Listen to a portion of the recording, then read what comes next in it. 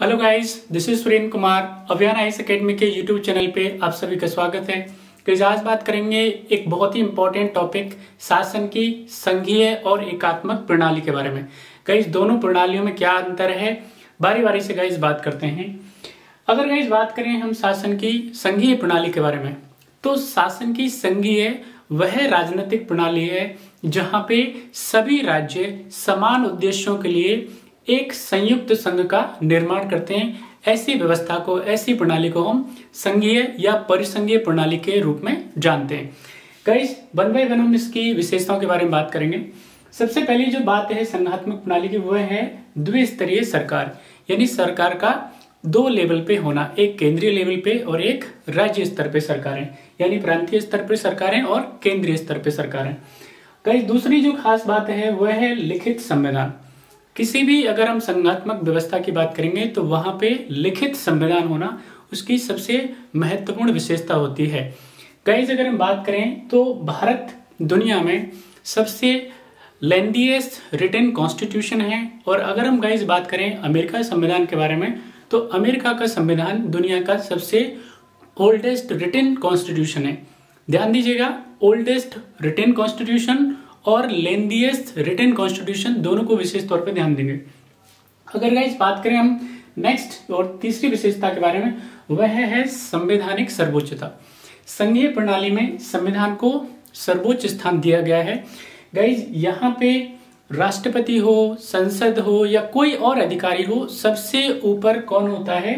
सर्वोच्चता किसको दी गई? यहाँ पे संविधान को, यानी संविधान को ही सबसे ऊपर माना गया है, उससे ऊपर कोई नहीं है संघीय व्यवस्था के अंदर। अगर इस बात की जाए नेक्स्ट इसकी विशेषता की, तो वह है स्वतंत्र न्यायपालिका। यानी न्यायपालिका की स्वतंत्रता से मतलब यह है कि इसके ऊपर कार्यपालिका और विधायिका का कोई भी दबाव नहीं है। स्वतंत्र रूप से जो न्यायपालिका है वो न्याय करने का, कानूनों को इंटरप्रिटेट करने का काम करती है। नेक्स्ट जो विशेषता गाइज है वह है शक्तियों का बंटवारा, यानी separation of power. Separation of power का मतलब है आपके कि केंद्र किन विषयों पे कानून बनाएंगे, राज्य किन विषयों पे कानून बनाएंगे। यानी कि दोनों के बीच में क्या है, किसी तरह का कोई कलेश नहीं होना चाहिए, दोनों के बीच में किसी तरह का कोई डिस्प्यूट नहीं होना चाहिए कानूनों को लेकर के, विषयों को लेकर के। नेक्स्ट जो विशेषता है वह है डबल सिटीजनशिप, यानी ड्वेल सिटीजनशिप होगी, दोहरी नागरिकता हो गई। वो संघीय प्रणाली की एक खास बात है। यहाँ पे राज्य का भी नागरिक होता है और केंद्र का भी नागरिक होता है, दोनों को अलग अलग नागरिकता लेनी पड़ती है, जो कि अमेरिका में है, भारत में नहीं है। अगर इस बात करें इसकी नेक्स्ट विशेषता के बारे में, तो वो है केंद्र और राज्यों के लिए अलग अलग संविधान की व्यवस्था करना, जो कि अमेरिका में है। गाइस, नेक्स्ट अगर हम बात करें तो वह है संविधान में संशोधन की जटिलता। संघीय प्रणाली की एक और जो खास बात है कि अगर संविधान में संशोधन करना हो तो वह बहुत ही जटिल प्रक्रिया होती है।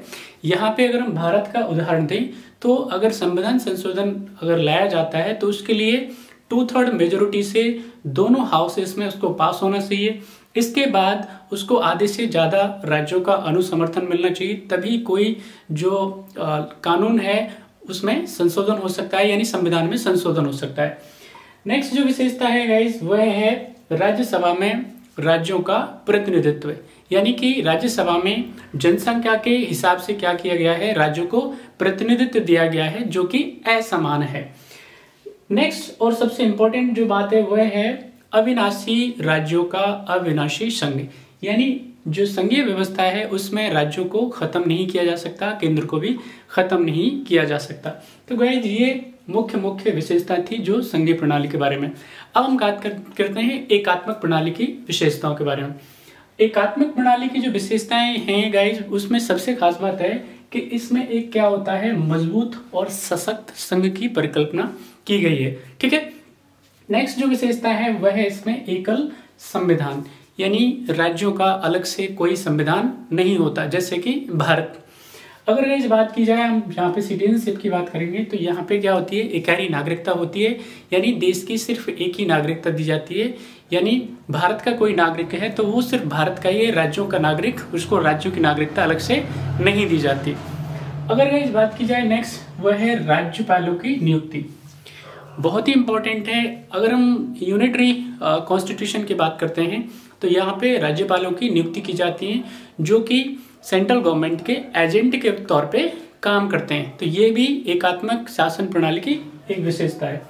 इसके अलावा अगर इस बात की जाए एकल निर्वाचन आयोग, यानी जो केंद्रीय लेवल पे ही निर्वाचन आयोग होता है, ठीक है, विशेष तौर पे जो क्या करता है, एमपी हो गया, एमएलए हो गया, राष्ट्रपति हो गया, उपराष्ट्रपति हो गया, जिनके चुनाव संपन्न करवाता है।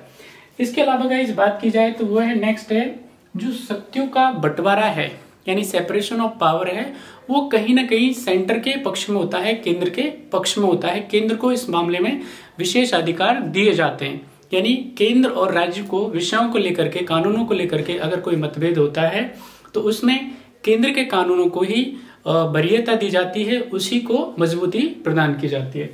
अगर इस बात की जाए सबसे इंपॉर्टेंट टॉपिक के बारे में तो वह है अखिल भारतीय सेवाएं, यानी आईएएस, आईपीएस, आईएएस। अगर भारत के संदर्भ में बात की जाए तो यहाँ पे ये सेवाएं ऐसी होती हैं जो देश को मजबूत करने का काम करती हैं, उसमें एकता पिरोने का काम करती हैं, उसकी एकीकरण का काम करती हैं।